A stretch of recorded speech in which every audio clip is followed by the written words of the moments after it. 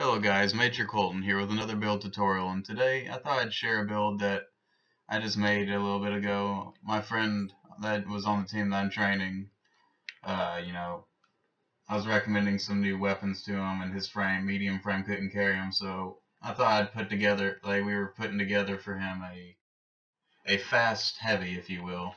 And it's a little similar to one of my other frames, but it's slightly different, so I thought I'd just make a whole new tutorial for it. First off with the frame, I'm not a fan of the Talima legs personally because, in my opinion, if you're going for mobility, you need like as much speed as you can get. Honestly, in my honest opinion, I mean, something like this, yeah, you probably could get away with it. Like if you want to, if you want a little less speed, a little bit more armor. But in my opinion, it doesn't really make much of a difference because, in my opinion, that little bit of speed is a little bit better than that little bit of armor. Because I like to keep my CE around like, the 1200 range so it blocks out the CE machine guns. And because honestly, no matter what, you're not going to buff out battle rifles. Let's face it, I'm mobility heavy, so I just say make it fat.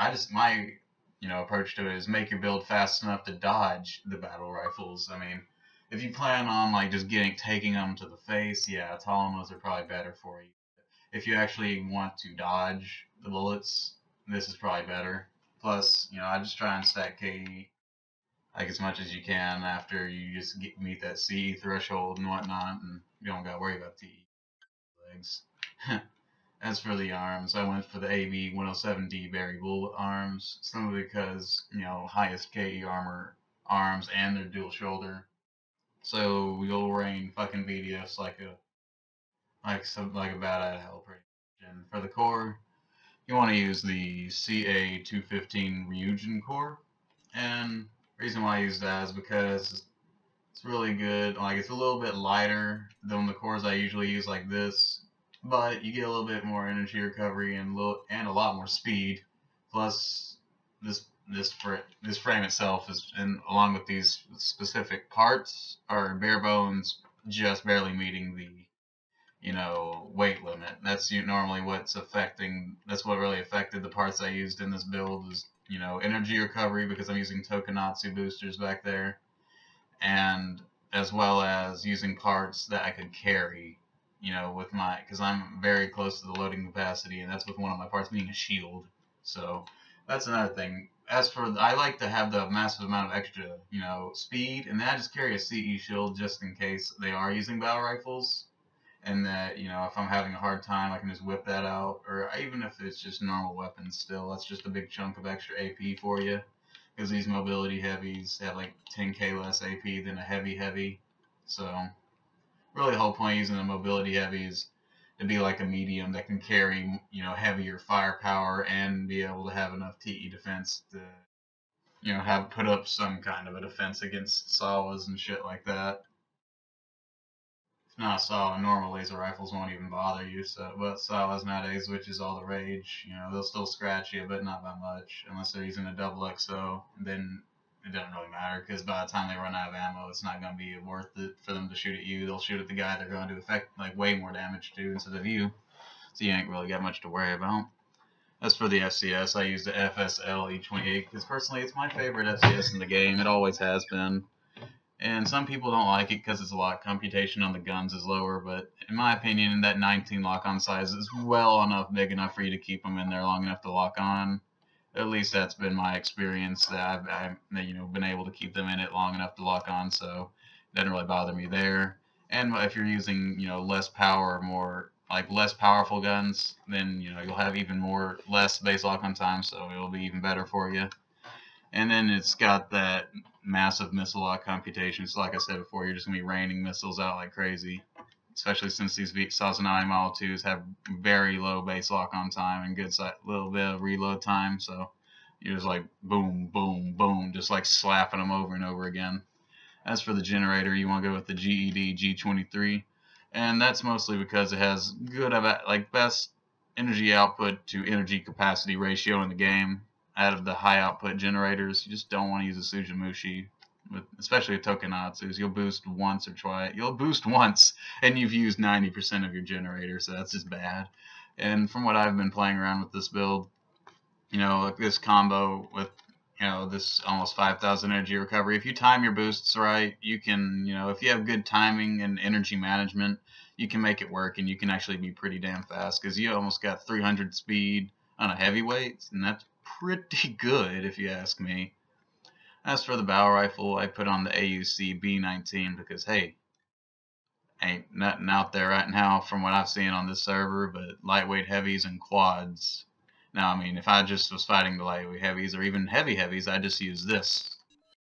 Like on the PS3 server, international, you might want to use this one right here, the Bra 125, because you don't see as many heavy armor people over there. But if you're on the Japanese server, you still want to stay with the AUC B19. Same for 360 international and PS3 JP. You want to go for these high damage weapons because over there on JP, there's a lot more quads than the PS3 international.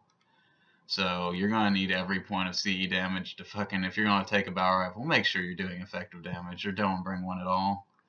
As for the same reason over here for this weapon, the AUB A17 Tanzi, I prefer it honestly as my go-to rifle because it's like a semi-auto sniper rifle that I can just carry around without, and not just punch with effective damage. Very good against quads. Very good against quads, honestly. Honestly, if you're fighting a quad that wasn't a Super Fortress quad that buffed out, like Stracosas and Tanzis, most of the time they try and buff out Stracosas because that's where more of the damage is, but they're slower. Because they're slow, the quad itself is slower, and they want to buff this one out instead because they'll be more likely to be, for it to be a problem. But so that means usually when they buff that out, you can normally just run dual of these. Like if you want to, you can just get rid of this bow rifle and just run 2 of these. You'll be more likely to get more of your shots in anyways. So if you want to do that, you can. As for the missiles, the VDF SAS 9 Model 2s, these are the only VDF missile you ever want to use. The other ones are complete garbage. They're worthless. Because this thing hits about for 2,500 attack power of K explosive force. And since it's explosive force, it didn't even need to make direct contact to the enemy AC. They could be thinking they're about to dodge it, even though that is a little bit more difficult because it's only like a couple hundred speed less than a high speed. So they're pretty, they truck pretty decently, well above average speed. And they don't even have to touch you. They could be flying. You could think you dodged them, and they'd be going past you, and they just blow up next to you because they are proximity explosive missiles, pretty much. So, as it says on the description right there, special missiles that explode once they're near the target. And this one features enhanced explosive force, hence the massive big bada boom right there. As for the back weapon parts, you want to use the AU EO2 shield. Normally I'd put on the EO5 for extra AP and CE defense, but you can't carry it on this frame. And as for the other, you want to use the AU K29 Mini Sawa because you got 40 shots on it with 4,000 TE defense. TE attack. So if your enemy has a TE, well, even half that or below, or usually like in the 1,000s and below range, you can just whip this baby out with the shield and just start just dodging their attacks with the Tokenatsus. And if they do get any bullets through the shield, it'll eat it for you, and you can just be VDFing and carouseling them to death while they aren't doing any damage back to you. So that's always a plus. Not sure if I went over but I think I did, but just wanted to make sure.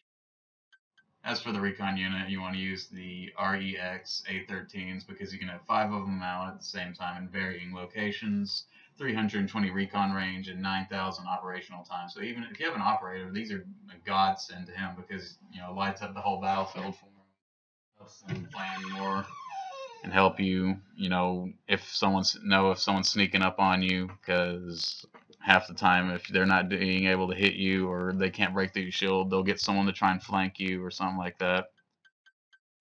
But that's about it. If you like the build, comment, like, subscribe, and as always, I'll see you in the next video.